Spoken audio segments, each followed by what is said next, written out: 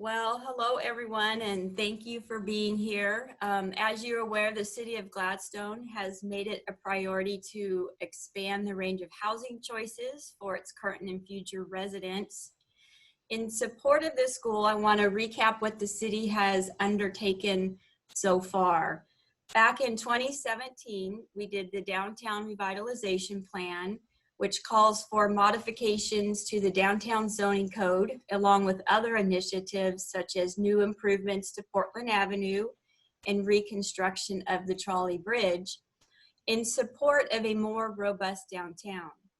The plan identified specific code changes which would modify allowed uses and density along Portland Avenue. Then in 2019, we did a housing code audit, which was funded by the Department of Land Conservation Development, and it identified an extensive set of revisions to housing-related code provisions throughout the city. This effort was overseen by a volunteer advisory committee representing a diverse variety of perspectives. With the assistance from our Planning Commission and Clackamas County, the city is making revisions to its zoning regulations to comply with HB 2001, which requires more flexibility in the regulation of accessory dwelling units.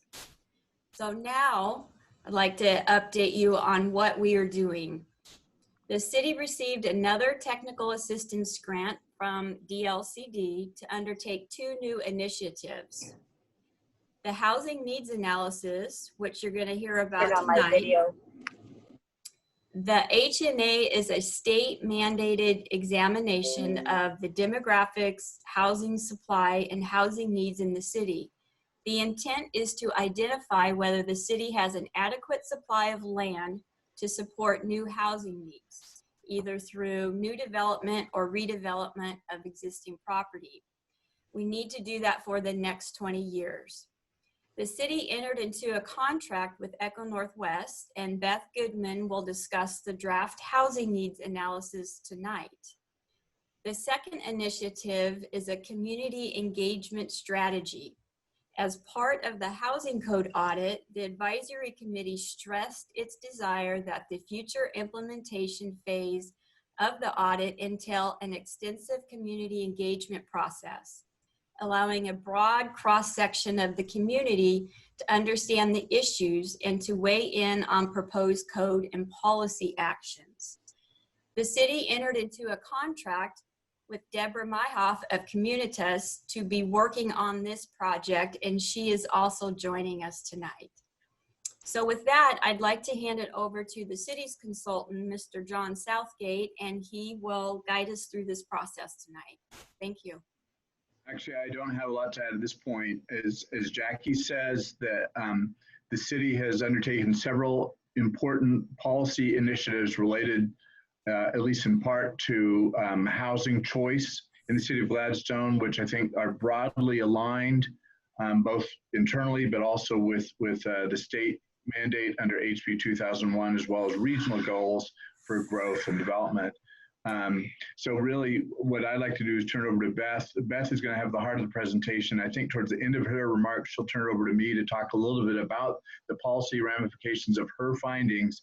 And then we'll pull in Deb Myhoff, who's already on the call at the end, to talk about at least the early stage things that she's contemplating recommending for next year when we do the actual community engagement strategy as part of the actual zoning code changes. I'll reiterate, as I always like to say, that we're not proposing any actual change tonight.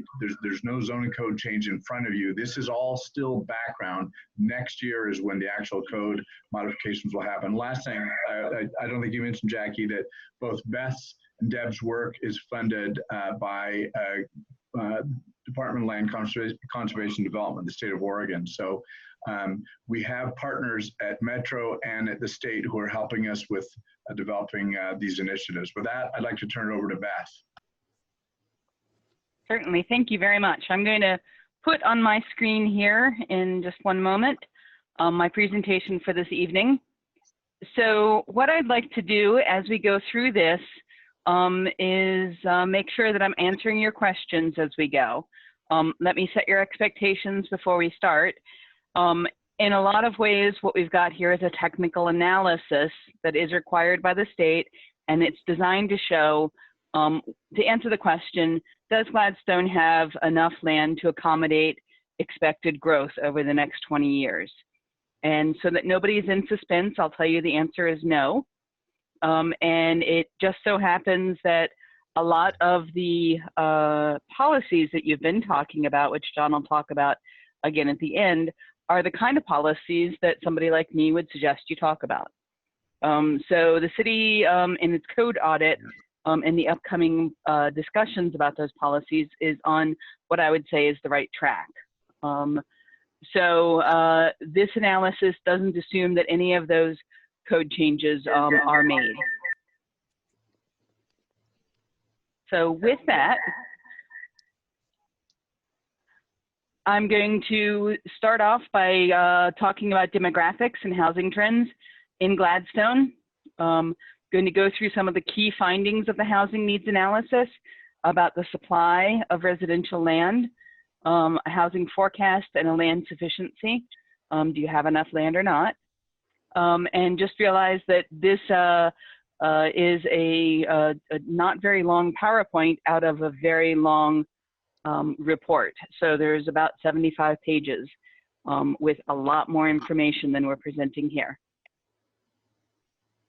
Before I go on, are there any questions about what we'll be covering?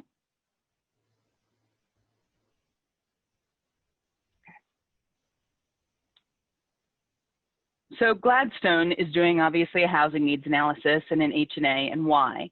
Well, first of all, we did a housing needs analysis for Gladstone as part of a broader housing needs analysis for all of Clackamas County and many of the cities in Clackamas County in 2019.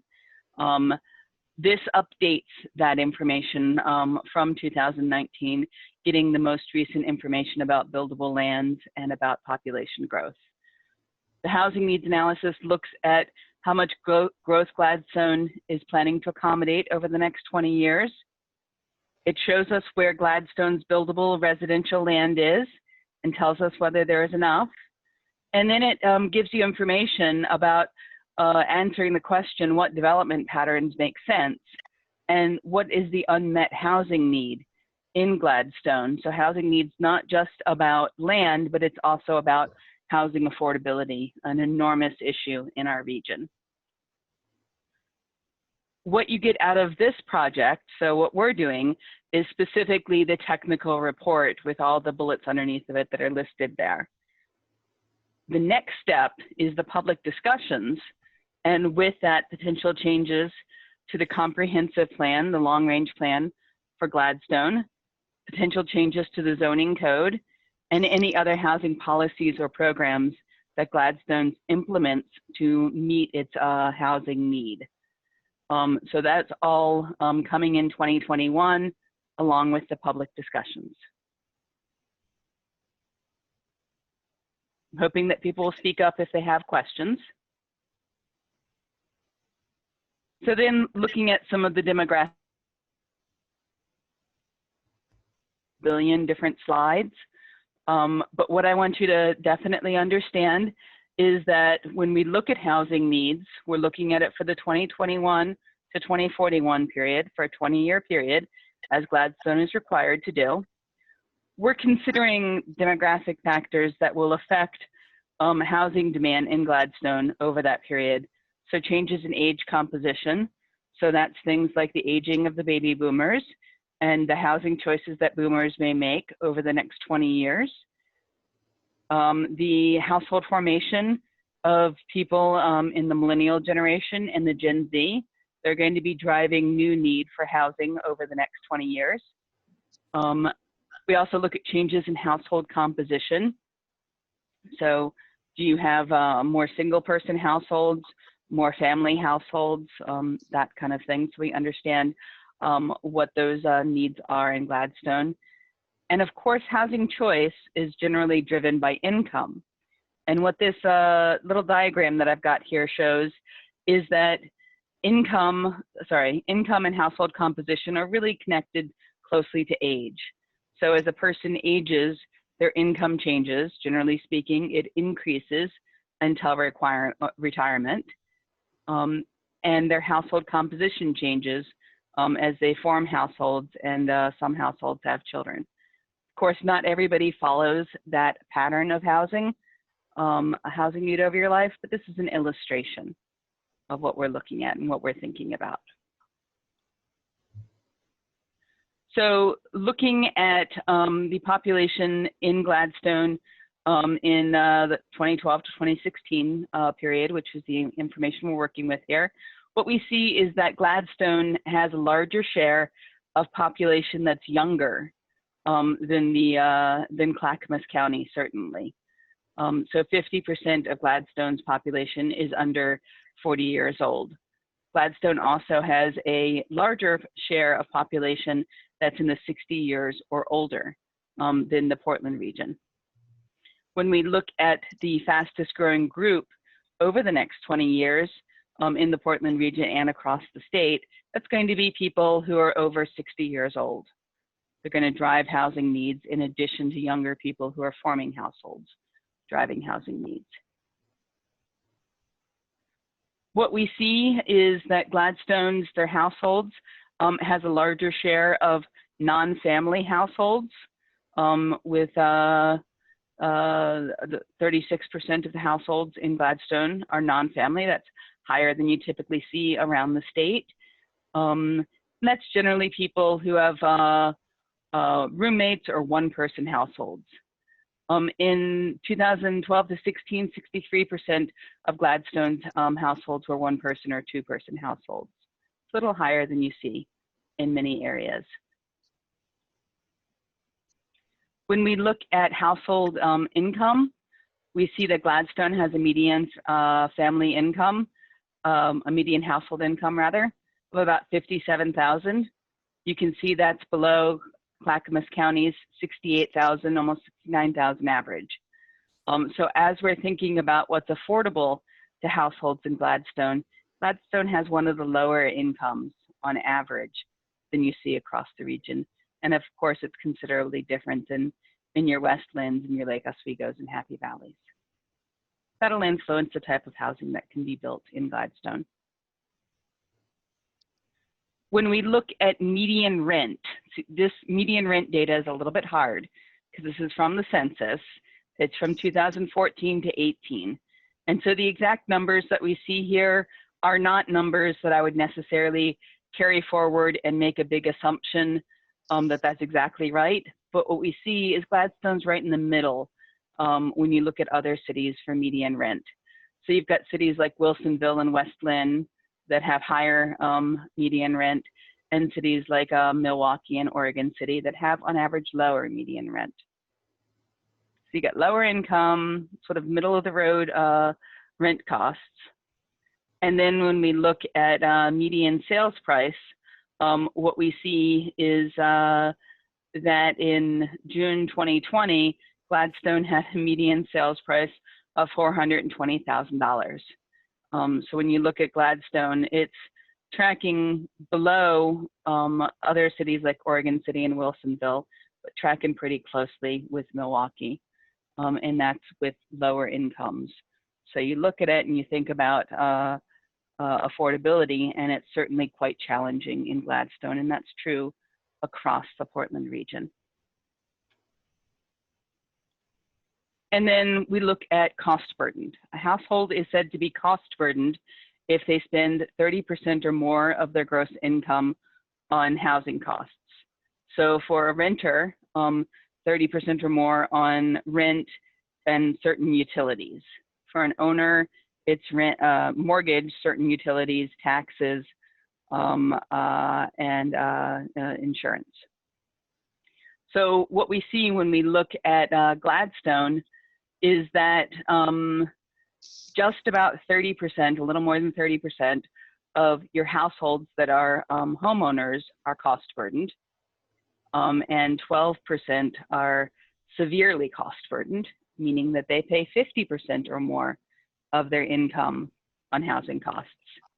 That's at the top of the region for the cities that we're looking at here. Not surprising because we saw lower incomes, little higher rent, little higher housing prices.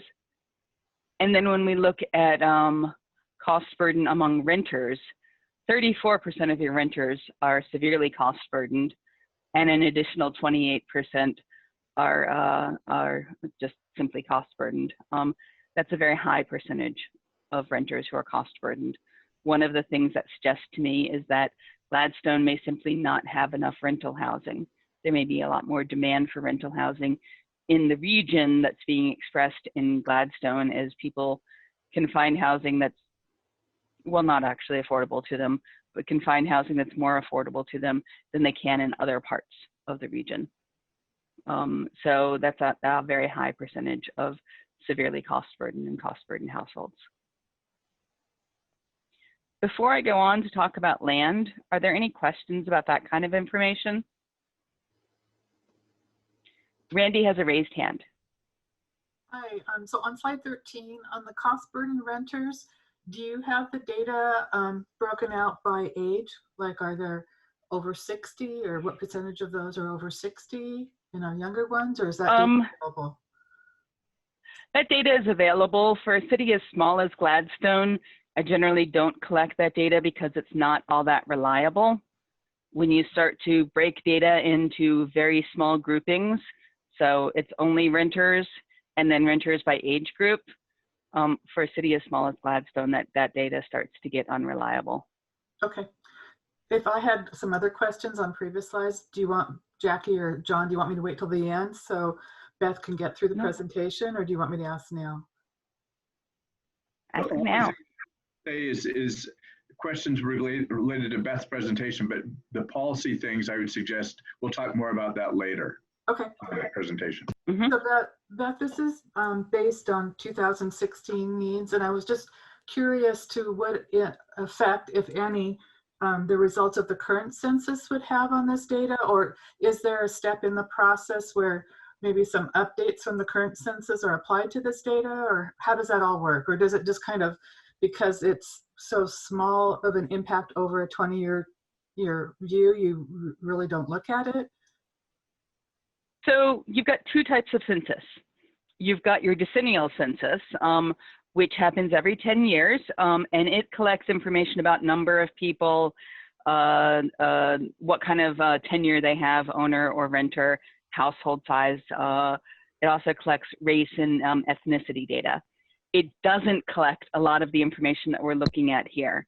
It doesn't collect information about housing costs and incomes and many other things. So the decennial census would provide minimal additional information for this.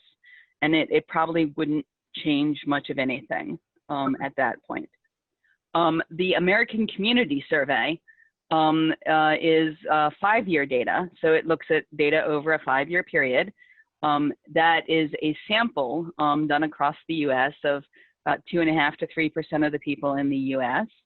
And they put all 5 years of answers into a pot and then look at that data from all 5 years. And that makes it a little bit harder to work with. So some of the data where we can get it, say about housing costs, which is very, very time sensitive, that is not from the census. The census has very bad data about housing costs. So we tend to avoid it. And then some of the data, like about median rent, we updated it to, at the time, the most recent, and it's currently the most recent 5-year census data. Some of the other things like that are less time sensitive, like household size or age. In that case, we stayed with the data we collected as part of the Clackamas County Housing Needs Analysis, which is 2012 to 16. That doesn't change very quickly. And frankly, it saved the city a lot of money not to recollect that data. Okay, great, thank you. Mm-hmm. Are there other questions?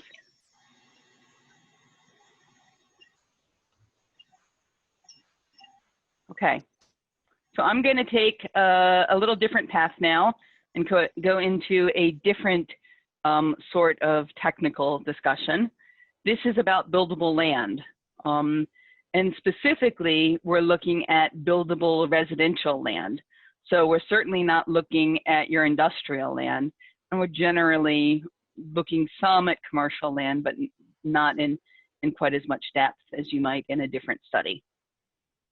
So what we do in a buildable lands inventory is we've got this set of steps, and it's an iterative set of steps. And I'll walk you through some of this information in a few moments. But we gather and assemble data specifically to Gladstone, and it's based on information like assessors data. Metro maintains a database of housing, that kind of thing. We use all of those data sources, and we started with Metro's buildable lands inventory as well. And so we put all of that information together. We classify land into some mutually exclusive groupings that we'll talk about in a few minutes. And we identify out of that land that's vacant or partially vacant. For that land that's vacant or partially vacant, we look at constraints, which we'll look at in a few moments. And constraints are things like a river, certainly is a constraint, wetlands, steep slopes, all of those things are constraints. That would mean that if land was vacant and had those constraints, the part of that land that was vacant and was constrained would be considered not buildable at that point. We look at redevelopment potential at some level. In this analysis, it's more of a pointer about redevelopment. We don't map it out specifically. We do some verification about your vacant and constrained land with staff. We do some verification ourselves. We've done this a few times now with this data, and we think at this point we have that correct. And then we summarize the results. So here we started with the comprehensive plan designations. We're looking at low, medium, and high density housing, and your commercial designations where housing is allowed outright. You don't have a lot of vacant commercial land, so we don't see a lot of it there. For that land, the residential land, we classify it as either developed, so starting with developed is a funny place to start because it's land that's not vacant, partially vacant, or public or exempt. Useful. So let's start with vacant. Land that's fully vacant based on aerial photography. Tax lots with less than 2,000 square feet developed, or the development is less than 10% of the tax lot, or lots with 95% or more that are vacant. Those are parcels that we consider vacant. Partially vacant is a more detailed sort of analysis, and I won't go into it in a lot of detail, but if you imagine, say, 2-acre parcel that has 1 dwelling unit on it, and under current zoning, you can actually do 8 dwelling units on it. We assume that the current dwelling unit will remain there, and that a 1/4 acre will go with that dwelling unit, and that the rest of the land could potentially be available for development. So that's partially vacant. And then public or exempt land is land that is owned by the public, so parkland. Certainly a parkland appears vacant, and it's often zoned residentially, but parkland's not available for development. Semi-public land, land owned by churches, that kind of thing. Certainly things like your cemeteries, we're not planning on development in cemeteries. Land with a conservation easement, etc. Those are all considered public or exempt and not buildable. And so when we look at your buildable land, what you see is the gray stuff, the dark gray stuff, is what you've got developed. The green stuff is public or exempt. And then the red and yellow stuff, or red and orange stuff, is your vacant and partially vacant. There's not a lot of that. For that land, what we do is we look at your constraints, and this map shows constraints of slopes that are over 25%, wetlands, floodplains, Title III lands, so those are streams and floodplain protection plan areas, and Title 13 lands, so riparian and upland wildlife habitat. Any vacant land that's in those areas those portions of land that are constrained by these constraints is considered not buildable. And so this is your inventory of buildable land. You might have to strain to see it because there's not a lot of it. But you see here in yellow, your low density, in orange, spattered in a few places, medium density. And if there's any high density, I don't see it because it's pretty darn small. Might be a little tiny bit. When we look at it on a chart, you see there's 16 acres of buildable land, 14 in low density and 1 acre in medium density. So before I go on from there, do you guys have questions about that process?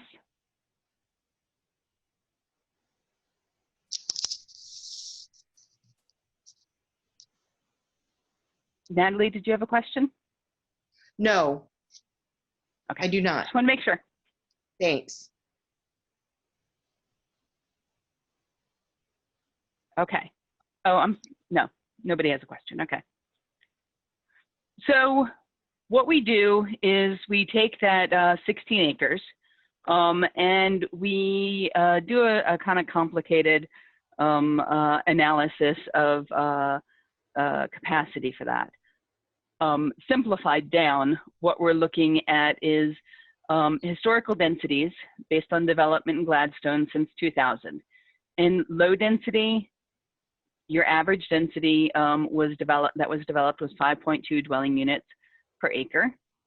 In medium density, it was 8.9 dwelling units an acre, and in high density, it was just under 25 dwelling units an acre. We apply that to your acres of, well, you see here that you're not seeing the decimal point because truly 14 and 1 add up to 15, but there's decimal points. So we apply that 5 to your low density and then 8 dwelling units an acre, 8.9 I think it was, to your medium density. And you've got capacity for 76 new dwelling units. Most of that, of course, is in your low density land. And you've got no capacity for high density dwelling units. And high density tends to be things that are like multifamily apartments sort of things. So Randy, you've got your hand raised. Yeah, so on slide 22, the average net densities, that top part, that's based on historical builds between 2000 and 2020, if I understand that correctly, right? How many units did Gladstone actually build in the high density? Is it just that one complex off Oakfield, or were there? Does anybody know, or can you refer me to something later to go look? I can look it up here if you give. I might be able to look it up here. Well, it's not. If my I'm curious, so I don't want to delay your presentation. If you want to just get back to me later. Okay, we'll get back to you about that. That's certainly information that would be the number of units, not necessarily the exact units themselves. That would be in the housing needs analysis. Okay, well, and if you're going to distribute the report and I can find it in the report by reading the report, that would be great too. We will be distributing the report. That's not immediately. Okay. And so I want to emphasize that these densities that we're using here are based on your current zoning code. Whatever changes you make to your zoning code in the future may increase that capacity. So if you increased your density and medium density and set a minimum density, I'm just making things up, you could then get a little bit more capacity out of that about 1 acre of land. But that's obviously not going to solve the issues. So does this make sense where we came up with the capacity? Yeah, it works for me. Okay. Then we're going to go into the home stretch of the technical stuff, looking at the forecast. So Gladstone is forecast by Metro to grow by about 321 households between 2021 and 2041. Does that mean that Gladstone can't grow more than that? No, of course not. It's just when we look at the housing needs analysis, that's the number of units that we're trying to say does Gladstone have enough capacity for that? Gladstone could certainly grow with the right policies at substantially more than that. And then we look at the housing types that we think are going to be likely in Gladstone. So we've looked at an assumption that 40% of new housing will be single-family detached, that 10% will be townhouses, that 10% will be duplex through quads, and that 40% will be multifamily. And part of the reason that we're looking at more multifamily is we're certainly looking at affordability issues and need for opportunities for more renter housing, but also opportunities, at least some, for owner-occupied multifamily housing, in other words, potential for condominium type housing. It's not a lot of dwelling units in either case. A couple of reasonable size developments like 30, 40 unit apartment buildings could easily make up that 128 units pretty quickly.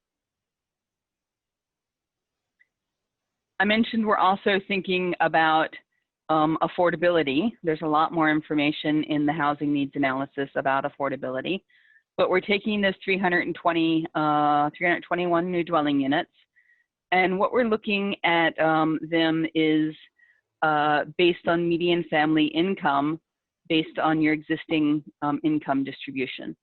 So we're not forecasting change in income in the future. We're assuming that you continue having about the same structural income relative to the region that you currently have. So 22% of your current households have income of less than 30% of median family income. And I don't have the numbers right here in front of me for exactly what that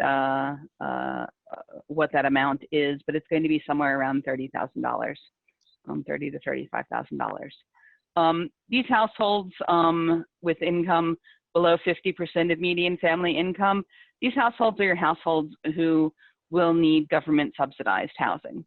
So housing, say, built by the state or built with the Metro bond funds, those kind of things. When you look here at the upper level, you've got about 22% of your households that have income above 120% of median family income. These are the households that some of them can afford the higher cost new single family housing. You've got a lot of households that we refer to in this middle income range, between 50% and 120% of median family income. If you've heard the term missing middle housing generally is targeted at these income levels. And so when you look at House Bill 2001, and it requires cities to allow duplexes, quadplexes, triplexes, townhouses, cottage cluster, those are middle income housing types. And that's really targeting a lot this group of people.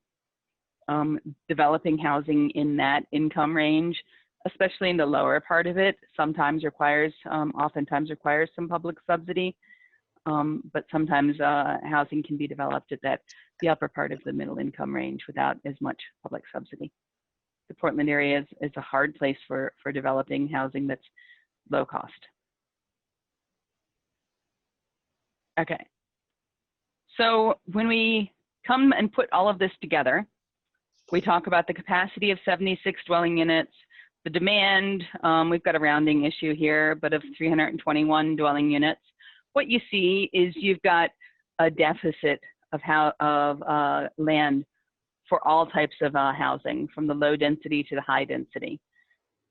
Your number of acres of deficit is shown here. Low density is 6 acre deficit, medium is 10, and high density is 5. Now you might look at yourself and go, well, what's Gladstone going to do about that?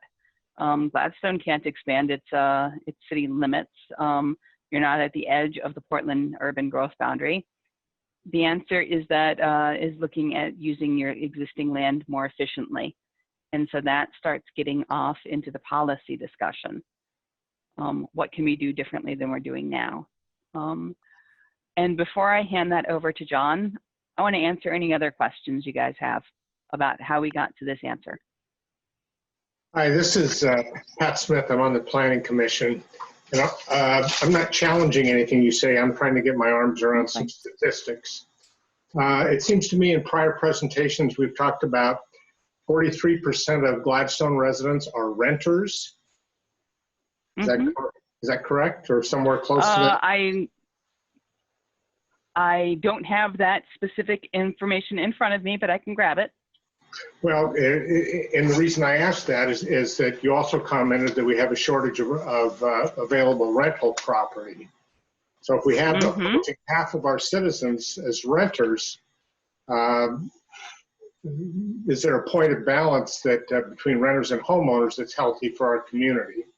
That would be my first question. And the second one was, you showed 128 multifamily needs for living and 128 single family homes. And we have almost no available land for multifamily living. I was wondering how we got there. Okay, so I'm going to partially answer your second question first. Okay. So when we look at need for new housing and by housing types, we look at household income, about housing need. So your need down here, which is generally speaking going to be multifamily housing more likely than anything. Accommodating 124, need for 124 more multifamily units is not going to be all that hard in Gladstone, given the discussions that have been ongoing about revitalizing downtown. So that would fit in very easily into downtown revitalization pretty quickly. In other words, you just need a couple of acres for that to happen at the kind of densities we're talking about. You are correct, 40% of households are renter occupied in Gladstone.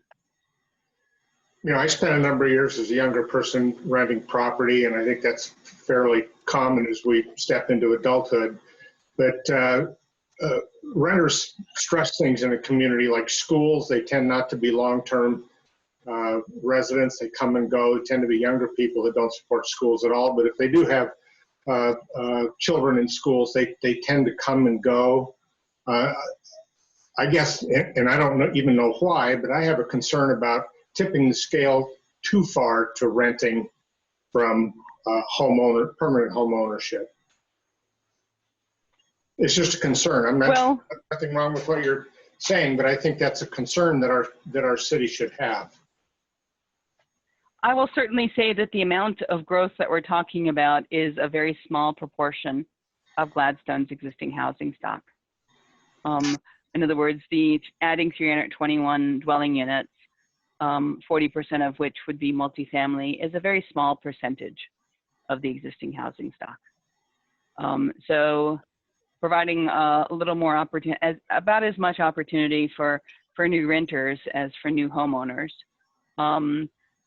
wouldn't change your tenure. In other words, your mix, 60% homeowners, 40% renters. It wouldn't change it very far. Thank you very much. Mm-hmm.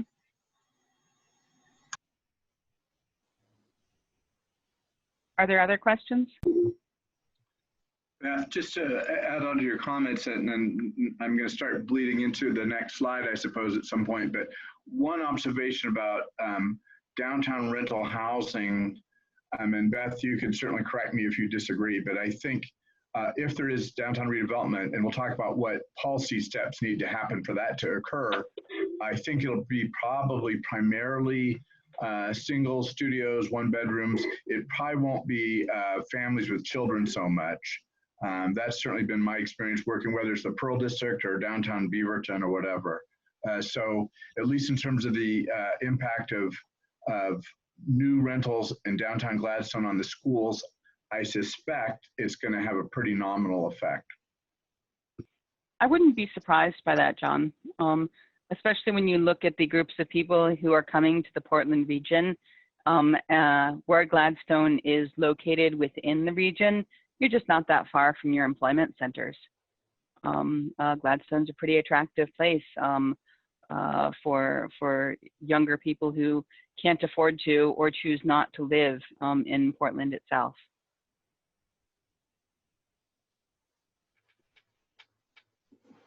Beth, I had a question. I'm sorry, Randy. What can I do for you? So you answered one of them, but I'm going to kind of weave a little thing here. I was concerned that even if we went through, after all of the zoning code changes, what would happen if we couldn't close the gap? But then you answered the question that we could close the gap with some downtown revitalization development. But then I think about some of your earlier slides where you talked about we've got a lot of younger people and a lot of older people. And so when I think of older people, and as we age, maybe the cottage cluster or something with a little bit more assistance, but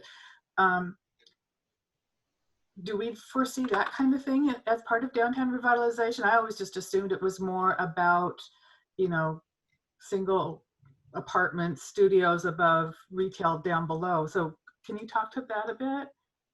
Or, you know, I think I'd like to hand that question to John a little bit because he's been involved with that, whereas I have not. Yeah, I would say off the cuff, Randy, I think it could be a mix. I think generally a higher and better use will be, as you said, along downtown will be, as you said, multifamily with, say, a couple stories of apartments over some ground floor retail or something like that. It's possible that some of the early stage development may be more modest scale, more of the missing middle.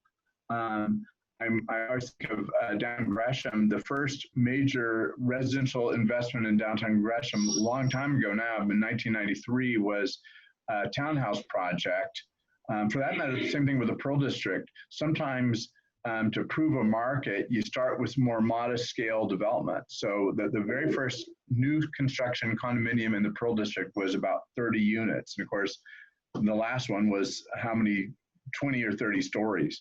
And not that I don't think Gladstone's going to have high rise, but so there'll probably be a mix, Randy. I could see that sites right along Portland Avenue might be developed with the taller stuff, and then maybe immediately adjoining that might be more modest scaled, missing middle, and then kind of furrowing into single family neighborhoods. I also think that, you know, Gladstone, as we all know, and as Beth has well documented, you know, Gladstone is a built out community. So, you know, compared to a lot of cities, you know, Oregon City still has a fair amount of developable land up there on the hill if you go far enough out, or, you know, Lake Oswego. Whereas Gladstone, I don't think there's going to, I just don't see wholesale redevelopment of the neighborhoods because there's just so few. Thank you for showing that map. You can see there's very few lots where this would happen. And I think the cost of buying an existing home, tearing it down and putting up a couple of units, duplex or something like that, I think the economics of that, I would think, are challenging. Whereas, and now really I am getting into the policy stuff, I think there is now developer interest in downtown Gladstone if and when the zoning is fixed. I think I could well believe that of the 200 whatever households you need to build, it may be a higher percentage than 40% is built in downtown. As Beth said, 2 or 3 projects would get you there. The new project, if you're familiar with the Axle Tree in downtown Milwaukee that's just completed near the Max Stop, and admittedly that's a taller building, that's a 5-story building, but they have 110 units in that single half-block building. If I had a half block on Gladstone and built, say, 2 over 1, 2 stories of residential, I could put 50 or 60 units in that one building. So I think in talking to developers, when I first started working with Jackie a couple of years ago, my first major assignment was to talk to developers, both for-profit market rate developers, as well as nonprofit affordable housing developers. They were all to a person. Jackie met some of them. They were all to a person, very interested. Their first question was, does your zoning allow this? The answer is no, it doesn't currently. But as Jackie mentioned, we have a downtown plan from 2017 that calls for what I would call modest increases in the allowed density in downtown Gladstone. I don't think you'll ever see an axle tree, let alone a high-rise building, but you'll see taller buildings than are there now if the zoning code changes are implemented next year. So I just see that as a place between the code fixes that I anticipate happening next year. Ultimately, that's a city council decision, and the developer interest. I think downtown can accommodate real growth, which is good for the city. It brings more customers. It brings more eyes on the streets. I think it creates a healthy cycle. I guess now that that slide is up, I'll also kind of reiterate what we've already alluded to a couple times tonight. I think there is a happy alignment of best findings of what we need to accommodate projected future growth and the policy initiatives that the city council, that the city has already supported. Again, the downtown revitalization plan, but also the housing code audit. Again, the state adopted, 2019 legislature adopted HB 2001. So I think there's an alignment of market forces and policy initiatives that would solve the problem Beth has posed of saying you don't have enough land to accommodate even the conservative growth estimate that Metro is projecting. And I think it is conservative. I think the big issue that, in fact, Beth, if you could go ahead and put up the next slide, going forward, building on all this, building on Beth's findings and building on your already acknowledged policies, the next step is in 2021 and in talking with Jackie, probably early in 2021, moving forward with an initiative to actually start to change the zoning code according to these earlier policy directions. And the important last bullet there, when we had our housing code audit committee back in 2019, a year and a half ago, time is flying. And there are people, including Randy and Liz, who participated in that, and Jennifer, who I would welcome to weigh in, but probably the most important message I took out of that was make sure that you really engage the community in a broad manner, in a variety of means, so that we could get a lot of voices around the table to weigh in on those code changes. And in fact, what I'd like to do, unless there's questions about the policy initiatives and how they tie into best findings, which I'm happy to answer now or later, but I'd also like to ask Deb Myhoff from Communitas. I've said this before, we are really lucky to have both Beth and Deb, just the best in their fields doing this work. So Deb will speak to that. Before I turn it over to you though, Deb, let me ask if there's questions or observations about the policy initiatives that we just ran through. The downtown plan, the housing code audit, HB 2001. And if you have questions later in the evening or after this is not the end of the road. But with that, let me turn it over to Deb to make a few remarks about community engagement in the coming year. Yeah, hi, good evening. Thank you, John and Beth. I've met a few of you over the last few months.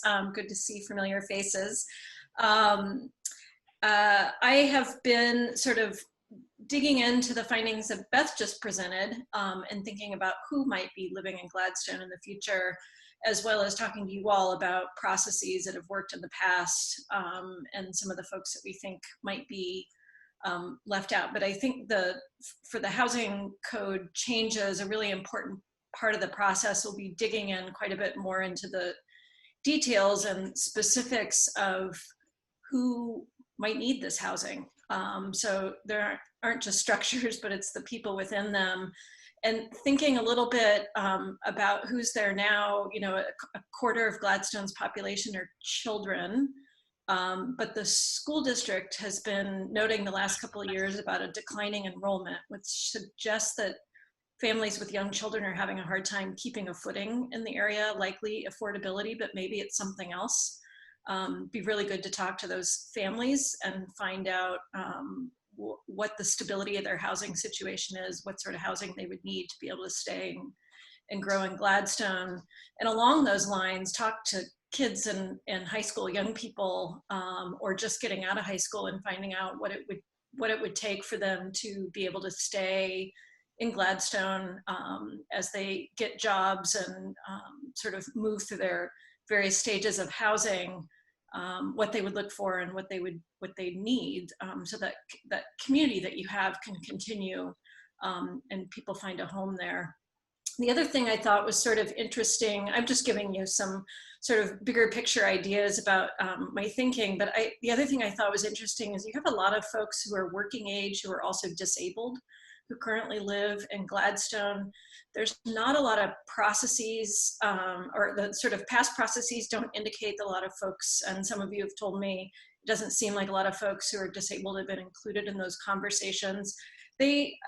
People with various disabilities often have very special needs for housing that may or may not be met in Gladstone. So it'd be good to talk to them some more, dig into that. We also know that as baby boomers age, many folks are looking for more age-friendly housing. That could be rental, it could be homeownership, but it often means single level living, or design features that are just not accommodated in older housing. And so thinking about that and working through those sort of various code elements, making sure your code for the future, which is really about growth, and sort of changes over the next 20 years or more, that's really taking into account these special needs of folks who are currently living in your community, but then also trying to tease out who might be living there, including some of you in the next 20 years, and whether you think you're going to stay in your house that you're currently in and you feel pretty stable and good about it. We know there's some cost burdening happening as well, but if you're not planning on staying, what sort of housing would you be looking to move into? And, you know, sort of using the baby boomer example, a lot of times that housing isn't the form of sort of congregate care with a lot of needs. It's just something a little bit smaller and a little simpler to maintain. Can you find that in Gladstone now? If not, maybe we should make sure the zoning code can accommodate whatever that housing type is, and so on and so forth. So thinking through those things and really looking at who's been involved in the past, who are likely residents of the future, and trying to make sure those voices are shaping the policy so that you can continue to be the community you want to be in the long term, and folks are finding stable and affordable housing. Those are really, really good questions, Deb. I just unmuted myself so I could say that you'll find some information about that in the housing needs analysis, but there's not enough information in there. Yeah. So what you're talking about is an excellent process. Yeah, we got to talk to people. And I guess I should just also mention, I tuned in to the Council Planning Commission meeting for the housing needs analysis from last month, and noted there were some questions about, you know, whether the engagement strategy is going to, you know, have, I mean, let me state, the engagement strategy will have multiple ways for people to interface in multiple different ways. It won't just be a meeting such as this, which are great, but things people can do on their own time. I'm also going to make sure it includes ideas about how events or activities can respond to any sort of health directives from COVID. If this continues to be an issue where we need to socially distance and can't gather in large groups, Lord help us all, I'll at least give you a roadmap about how that could happen. But I think really finding different ways and different avenues to connect with folks. It sounds like your social media platforms with the city are resonating with some people who haven't necessarily been involved in the past. There's probably some other, those are the more traditional kind of Twitter, Facebook, and your website. There's some other opportunities that don't take a lot of effort through sites like Reddit, which have a lot of younger people on them, or Instagram. There might be a way to do photo journaling, or get input from people in different ways that are more graphic representations, more available to people that learn and think differently. So we're working through a variety of those strategies, and also just being mindful of the capacity and resources that the city will have for this. So we'll get clever.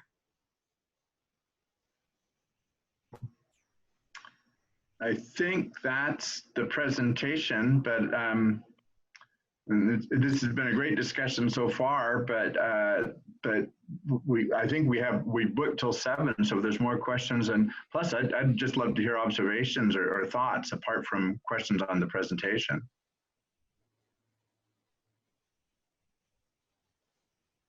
Hi, it's Liz.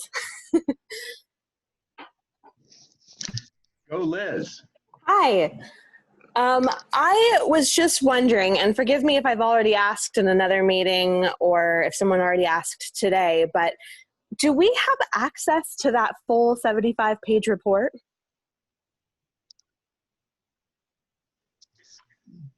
It's not quite ready, but it will be ready soon. Okay. We wanted to go through this. We'll have to give staff an opportunity to review it and to tell us where we got a few things wrong, if we did, and then it'll be publicly available. I expect Okay, great. a little later on in the year. And I think, Liz, what we could do is I try to keep the committee from last year, the advisory committee, appraised of all this. So I'll try to remember to send that out, but I think also Jackie or Tammy, we could post that on the city's website. Okay, that works for me. Jackie, is that correct? Yeah, I believe this is also going to the Planning Commission on October 20th, correct? So it will become a public document as we go through the next several weeks. Yes, we can make sure that it will be out there published. This is Okay, great. Andrew. Thank you. Oh, Andrew and then Michael. sure. Thank you.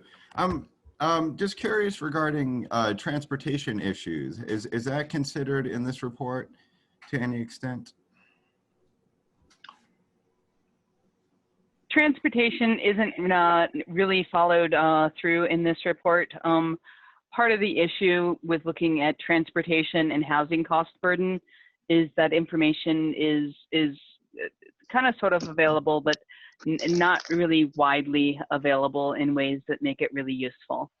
But certainly transportation issues are ones that you should consider in your policy work.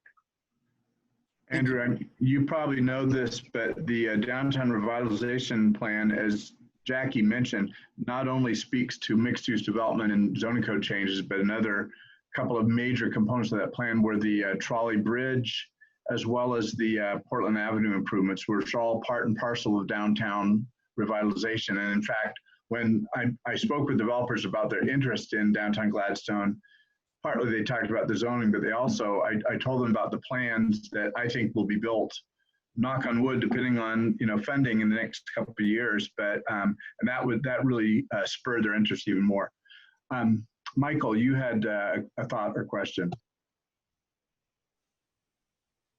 We look at the figures that were the projections of future growth over the next 20 years. You said it was Metro doing that projecting. But that's the right term to use, right? This is just a population projection. This is not any kind of a Metro mandate on increased density or anything like that. Some people associate Metro with, imposing population requirements on a city. But they just have the numbers and are doing the projections based on the best guess for where population would go. Is that right, Beth? That is correct. And Michael, just so you know, I can just barely hear you, but I think I heard your question, which is this a projection? And I call it a forecast, but in this case, forecast and projections are synonymous. And it is not mandated. The city does not have the requirement that it must figure out how to accommodate the forecast for housing over the next 20 years. Cities outside of Metro, ironically enough, have that mandate. Cities within Metro do not have that mandate. All right, thank you. And I'm sorry, I had moved my microphone away from my from where I was speaking. I hope you can hear me better now. Another couple Dan. of comments. I noticed something in the Oregonian today that said for the first time in the history of the United States, a majority of young people age 18 to 29 are living at home with one or more of their parents. That's the highest figure since it was 48% in 1940. And it's now partially due to COVID and people not being able to go back to school, up to 52%. And along with that, at a couple of our planning commission meetings this year, we have heard from homeowners, I think both in the low density neighborhoods of Portland, inquiring about wanting to put in accessory dwelling units, typically, at least from the people we've heard, in their home, like converting a basement. And it may be that in some cases, this is to accommodate a young adult living in the home. And so I appreciate the little diagram showing kind of the family dynamics as people move through housing. But I think also one of the challenges of this is we're going to be seeing different types of multi-generational housing situations that didn't exist or weren't as popular even in recent years. And also the options of different types of housing solutions at the individual home site level that we didn't think too much about 20 years ago. So it makes for a challenging and exciting opportunity, I think, to have, to be consistent with our comprehensive plan, which calls for us to have a diversity of housing types. And if we can meet some of these needs through reducing some of the code burdens that prevent people from doing ADUs or duplexes or the other missing middle type housing, I think we can spread this growth over a variety of housing types, and it'll be good for the community all the way around. Those are certainly facts and figures and concerns that we're seeing across Oregon and across the nation. Before the economy turned south and before COVID, we were seeing more millennials and some of the Gen Z, so the younger folks, forming their households. So it has been more young people living at home longer with their parents than in most of the last 50 years. So I would imagine that what we're seeing here, at least in part, is partially related to COVID and related to school. But the broader trend of needing more multi-generational housing is certainly something that we're hearing, both for parents living with their kids and kids living with their parents.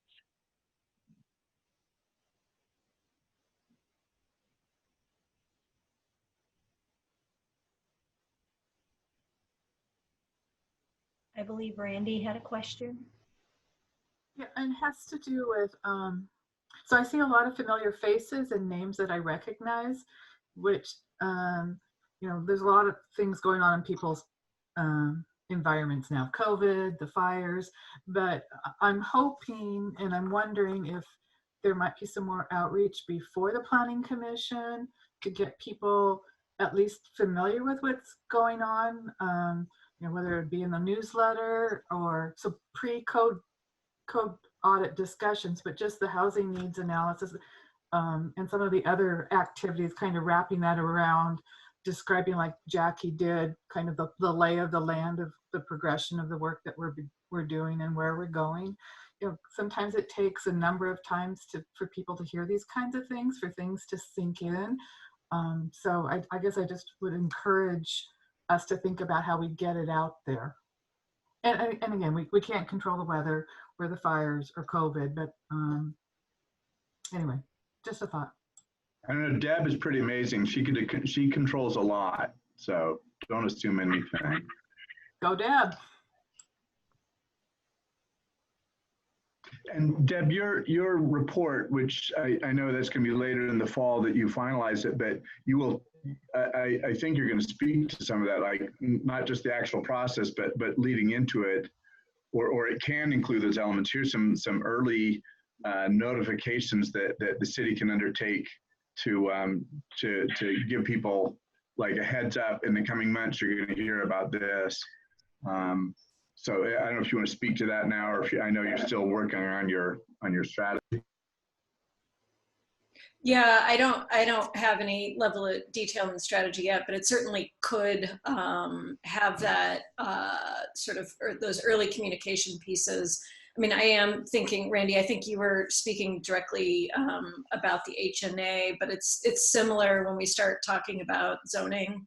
The more sort of legwork you can do up front before you start getting into the details of zoning, the better. Just sort of explaining what zoning is, why we do it, what it means about the future, and you know, possibly I can't speak for Jackie or John or Beth about the HNA outreach. Okay. I will say the HNA report, it's a technical report. It's not an engaging report. I have to be honest here. Presentations like this can be a lot more engaging. And what I find is that people really like talking about this in the context of the policy discussion. It's a lot more satisfying rather than just saying, yeah, we don't have enough land, got to figure it out. So it's a necessary precursor to that policy discussion. It helps that. But it in and of itself is interesting to a few people who are really interested in the subject. Let's see, we have, I guess it's not 7 yet, 6:36, but other questions or observations?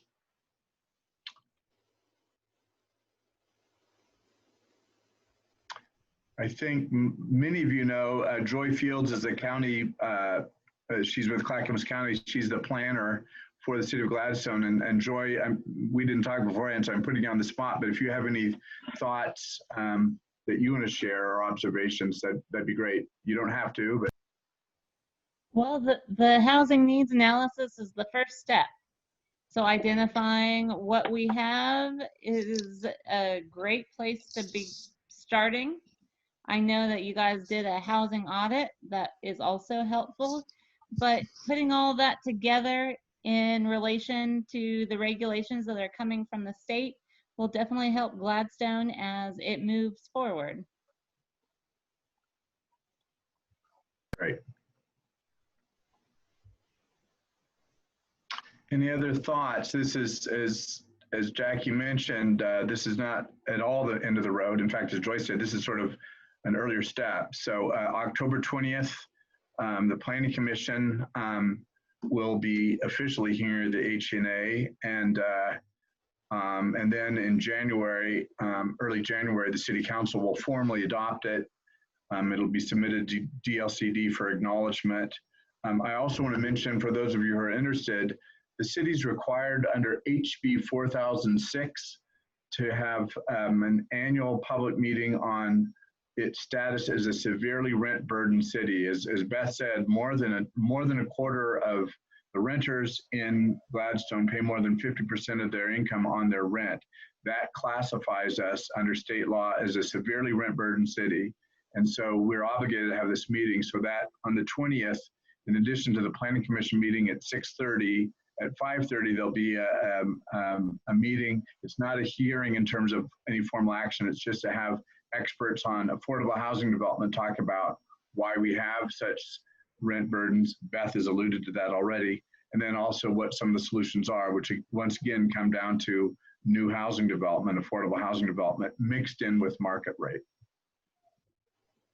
And then after that, so that's October 20th, and then the City Council hearing. And then Jackie, do you want to say anything about your thoughts about when the actual code modification work starts? Well, I think Randy's comments are well taken, and that is why we engaged Deb, because the community outreach is so important. And with everything that's going on in the world right now, people really aren't paying attention to what's happening in their backyards. And so really this sounds like it's the end, because we're getting this housing needs analysis report done, but it's really the beginning. And not only are we talking about it with the Planning Commission, we are going to have an election here in November, and we could potentially have, we know we're going to have 2 elected officials, could have 3, And so it's really important to get the new city council up to speed on these policy changes that we want to continue, because it will start hopefully in January, February. As we do the city's next strategic planning session, this needs to remain a priority. So we do have a heavy lift here, but Gladstone has done an incredible job with getting to this point. So I think we've got the right team in place to make that happen. And we just really have to get creative with how we're trying to engage the people in Gladstone.